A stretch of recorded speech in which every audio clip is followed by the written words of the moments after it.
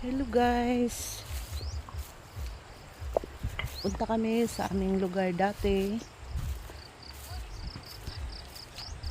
Bibisitahin namin, magtiri kami ng kandila. Ito yung itong baryo na to na Ginsa Ugon.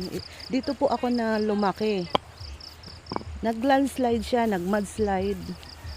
Yung mga kamag-anak namin nasawi, natabunan ng lupa. Kaya lipat sila ng baryo. Ngayon, bibisita kami sa mga nasawi. Tapos, pesta kasi sa aming baryo. Kaya, nagbakasyon kami guys. Ayan. Ang ground zero. Tapos, may palay dito. Ayan, palay na violet. Tap. Ibig sabihin, ano yan? Palay na violet tapol, ayan oh. Bulabang ko na ta diri more. Experience el labang. Kaya ka Unja. Mabasa. Mabasa na yung ano, pantalon. Kahapon ang saka mo adto? Kabukid. Ayan. Nagmarites kami, nagmarites. Kaduha. Aw. Ikaduha nga rin. Saka rin bukid. Ganahan sila kadlay tubig. Alaya ka.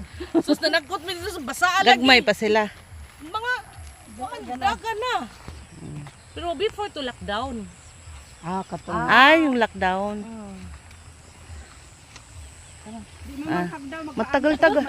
Matagal-tagal na rin lun, hindi sila nakabalik. Oo. May gani kay wife klase sila gumikan sa linog. Kaya nga Marami kuwantan kaming na naranasan ng mama mo dito sa lugar na to, mga ang kabats namin. Pag bumaha, langoy. Mura jud magkuntipid si amor leader kay may kina mo sugat si amor sugoy. Ag dinhi adapit mo dagan ko kay kuan na ako ni bawonon. Hala. Bawonon man kuno na dinhi dagan-dagan ko ako ra usam uli. Nga kuan do nakita na ko si Ma'am Dilsi Raman. Ayan. Regional. Tuwan ni Unong kalimit kay. Kuan ba sa bahay? Ito ang ganap natin sa ating bakasyon. Paborito anak sa ila pa banana ho. Unong pud me. Hi ma'am.